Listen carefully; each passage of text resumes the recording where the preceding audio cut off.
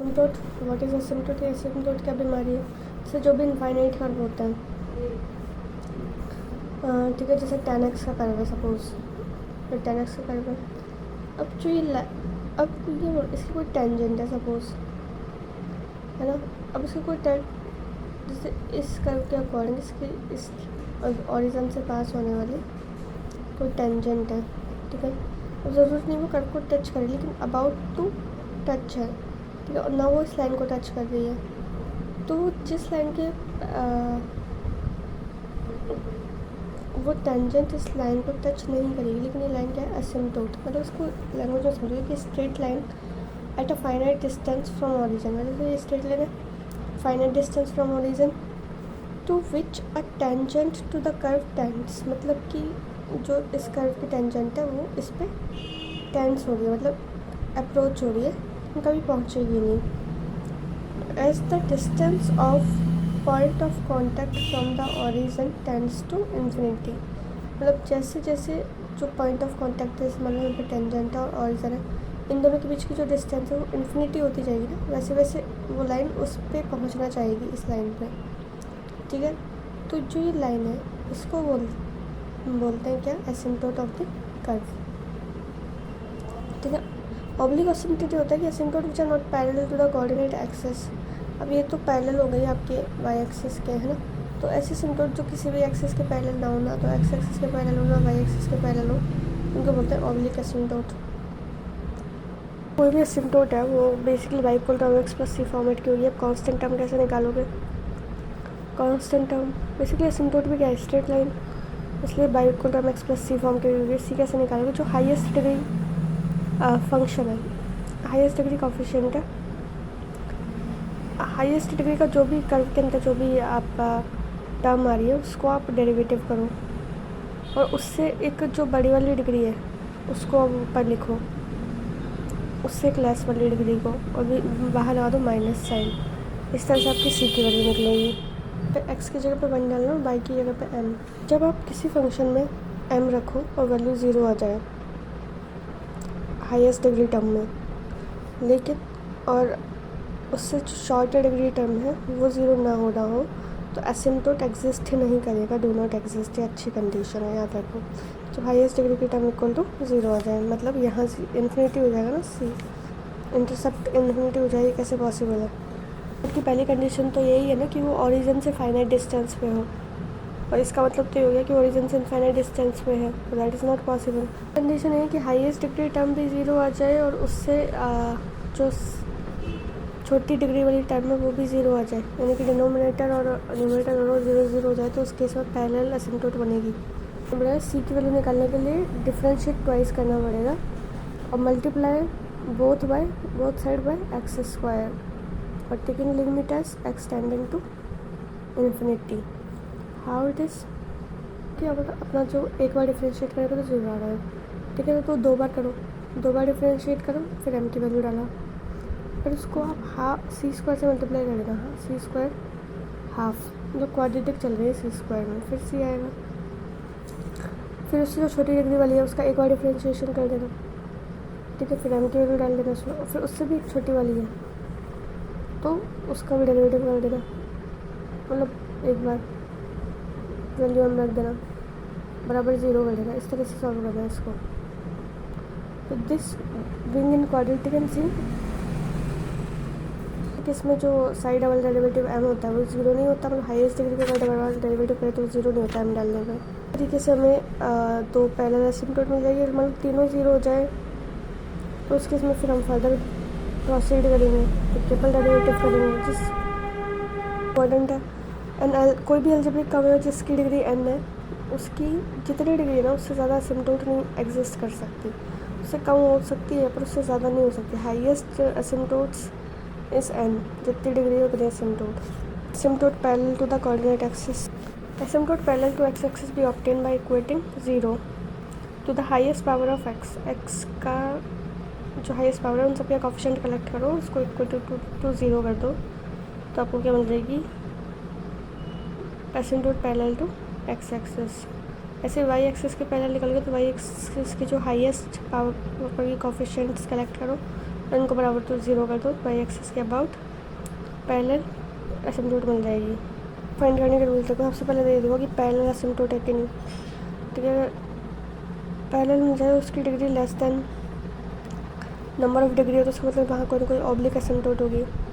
इसमें एक्स की जगह 1 रखना, वाई की जगह में रखना, हाईएस्ट डिग्री टर्म इक्वेशन निकालना which is equal to 0। Highest degree की टर्म को इक्वल टू 0 पुट करना, वहाँ पे रूट आएंगे आपके m1 m2।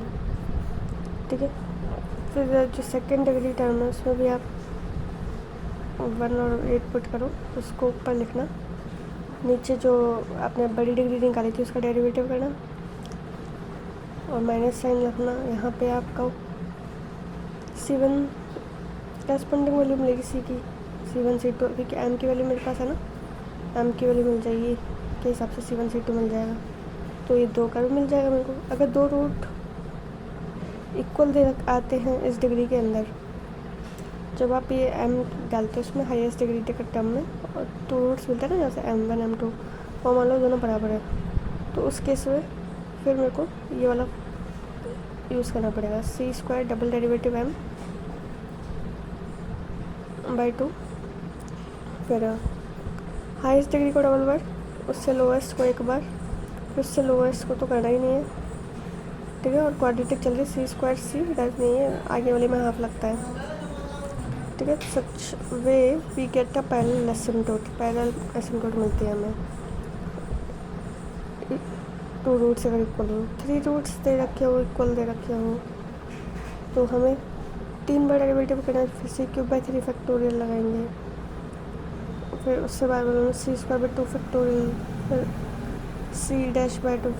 इस तरह से चलता है, जितना डेरिवेटिव उतना c का स्क्वायर, c का पावर और उतना फैक्टोरियल, इस टाइप से चलेगी क्वेश्चन। अब था ये एसिम्पटोट दे दिया,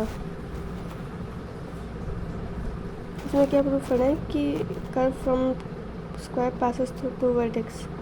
सबसे पहले तो ये देखो, तो हाईएस्ट पावर की टर्म इक्वल टू 0 करके आ जाएगा, y बराबर प्लस माइनस है, x बराबर प्लस माइनस है, 4 मिल जाएगी। 4 डिग्री की तो है ही, बात ख़त्म हो जाएगी यहीं। तो इस कर्व की निकालनी है मेरे को। हाईएस्ट डिग्री की टर्म तो ये 3 बार दे रखी है यहाँ तक, बराबर 1 डाला, y बराबर m डाला। ऐसे ही साइड 2 निकालिए, जो उससे लोएस्ट डिग्री की टर्म है, ये आ गई, 3 आ रही है। c के लिए अलग अलग वैल्यूज़ निकाल लो, पुट करके देख लो क्या आ रहा है। अल्टरनेटिव मेथड्स पढ़ते हैं। इसमें क्या है कि अगर इस टाइप का फंक्शन दे रखा हो, यहाँ पे आपको दे रखी है डिग्री, हाईएस्ट डिग्री की टर्म है, लेकिन उसमें से एक फैक्टर कॉमन हो जाता है, y बराबर m/x टाइप का। ठीक है, और उसको मैंने रिड्यूस कर दिया एक स्मॉल डिग्री टर्म में। ठीक है, और उसके साथ जो एसोसिएटेड है वो स्मॉल डिग्री की टर्म है, तो उसमें हम इस फैक्टर को कॉमन ले लेंगे। और यहाँ पे देख लेना, ऊपर हमेशा तो छोटा हो तो चल जाएगा, बड़ा नहीं होना चाहिए जो सेपरेट है। अगर ये छोटा है और ये बड़ा इससे डिवाइड हो जाएगा तो ये टर्म हो जाएगी 0, हमारे पास ये हो जाएगा, तो एसिम्पटोट हो जाएगी। ठीक है, मान लो अब ये हमने कॉमन ले ली, 2 डिग्री वाली टर्म कॉमन ले ली, स्क्वायर में आ रही है। ठीक है, 2 चीज़ कॉमन आ गई। अब ये डिग्री छोटी हो गई, इसकी बड़ी हो गई, इसको इससे डिवाइड करेंगे तो ये वैल्यू इन्फिनिटी या माइनस इन्फिनिटी देगी, तो ऐसे केस में एसिम्पटोट होगा ही नहीं। इस फॉर्म में तो होता है कि 2 डिग्री कॉमन ले ली, 2 डिग्री टर्म है, 1 डिग्री कॉमन है तब भी 2 डिग्री टर्म है, तो उस केस में पैरेलल एसिम्पटोट होती है। इसके अलावा इस टाइप का फैक्टर भी हो सकता है, तब भी उसको इस टर्म में लिख लो, कोई दिक्कत नहीं है।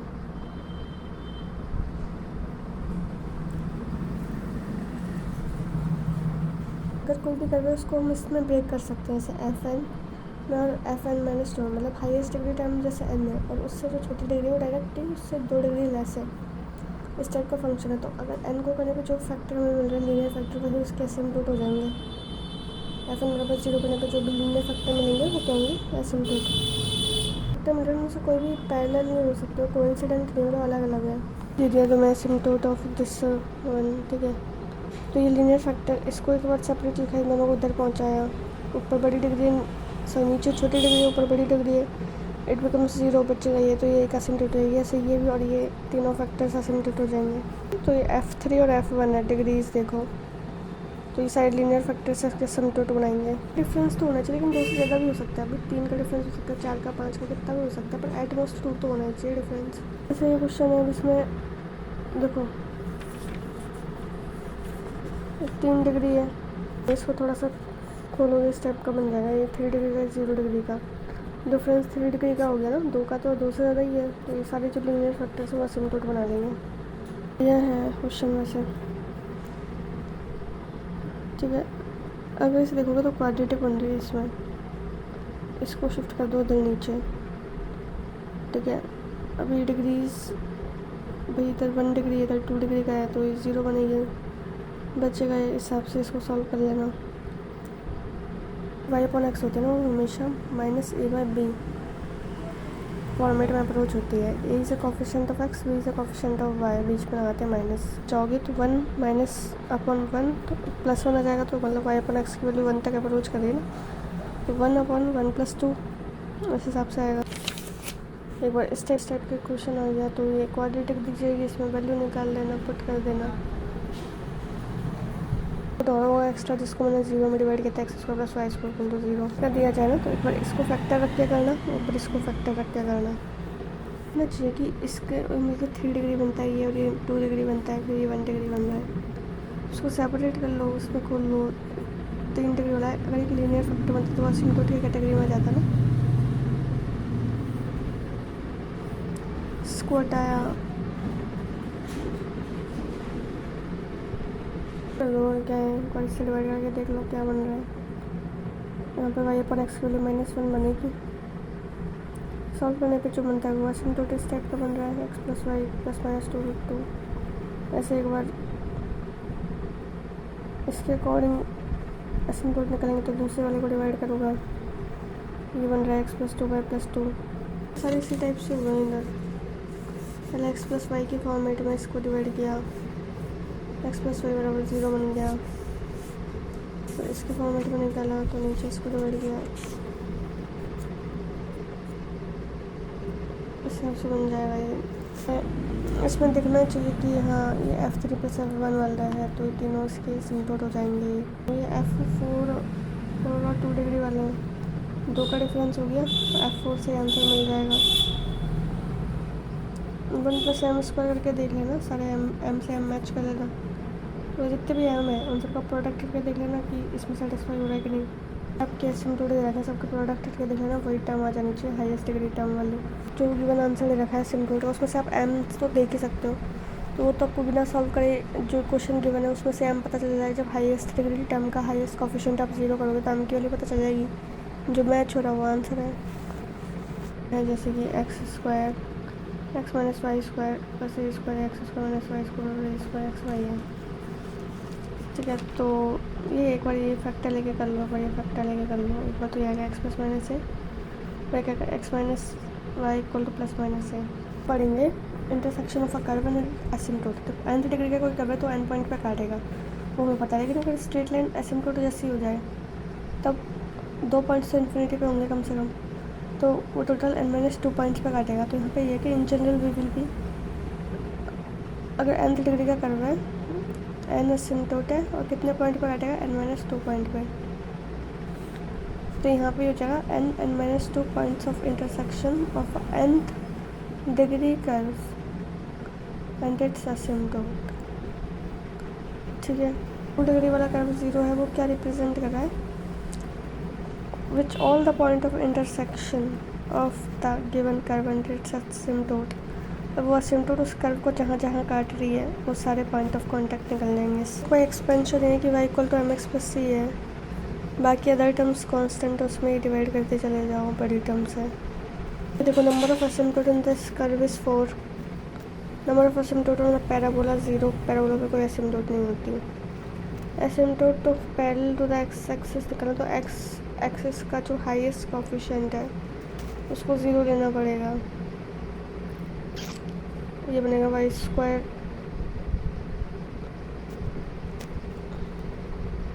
फिर इसको साइन स्क्वायर बचा, सिर्फ ये बचेगा y = 0। इस वाले में क्या बचेगा, parallel x = +-a, y = +-b। होना चाहिए बता, तो वही है ना। पहले अब वाई स्क्वायर कोफिशिएंट लोगे तुम common, x minus a equal to 0। Folium का सेम ऐसा, फॉलियम का तो x plus y equal to minus a, याद ही कर लो इसे तो डायरेक्ट। पता नहीं क्यों दे रखा है एक्स बराबर वाई, वैसे तो मेरा आंसर ही आ रहा है इसमें। सॉफ्टवेयर पे एक्स प्लस माइनस ए, सॉरी वाई क्यों,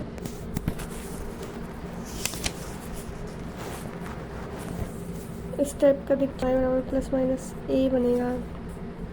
बाई स्क्वायर कोफिशिएंट कलेक्ट करना है। ऑफ दिस कर्व वही वो लाइन जो इसको इन्फिनिटी बनाती है, एक्स माइनस 3 इक्वल टू 0, तो x value 3, asymptote of this, x की वैल्यू -2, वाई की वैल्यू 0,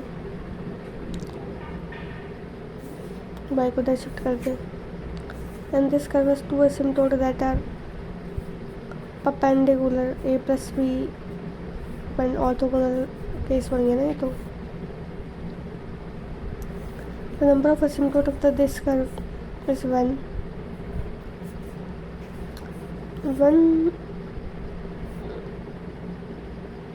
देख लेना इसका तो 3 डिग्री है, ये 1 डिग्री है।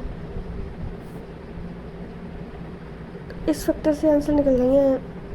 तो मैंने सॉल्व कर लिया इसको, ये निकाल लिया। अब इसमें से एम की वैल्यू निकाल लिया। देखो इसको सेटिस्फाई करने वाले कौन कौन से हैं। यहाँ पे एम की वैल्यू 1 है, 1 + 3 - 4, ये एम को सेटिस्फाई करवा रहा है, यस। तो this can be your answer. Other में आप देखोगे तो एम की वैल्यू -1 है, -1 से तो ये नहीं आने वाला आंसर। और वैल्यूज लोगे तो नहीं होगा ना, इस पर चेक, इस तरह से आंसर चेक कर सकते हो आप। स्लोप निकाल के और जो गिवन हाईएस्ट डिग्री टर्म है उस पर सेटिस्फाई करवा दो, कर जाए तो वही आंसर है। 100 डिग्री कर्व बाई एन एसिम्पटोट को n-2 पॉइंट पे काटता है। एसिम्पटोट ऑफ द कर्व ये है ना, एक्स बराबर +-1 और वाई बराबर 1 आ रहा है। ऐसा रहता है, इसको इस साइड शिफ्ट करते हैं, फिर यहाँ पे आप एक्स स्क्वायर का कोफिशिएंट कॉमन लेते तब वाई बराबर -1 आता, तो ये वाई बराबर 1 बन जाता कॉमन ले लेके। The figure form by the all the asymptote by the curve is square. हाँ, इसका वो बनता है एक्स बराबर +-c, वाई बराबर +-c, स्क्वायर बनेगा। क्वेश्चन है एसिम्पटोट निकालने का, x plus y equal to 0, x बराबर 0, वाई बराबर 0, इसका निकालना है एक्स बराबर +-a and this equation. Asymptote of this equation is r sin θ -1 equal to a। चलो फॉर्मेट में आ रहा है, जो दिया हुआ है उसी के फॉर्मेट में। ट्रांसलेट क्या है पुरानी, curve which passes to the point of intersection of that curve and it is ellipse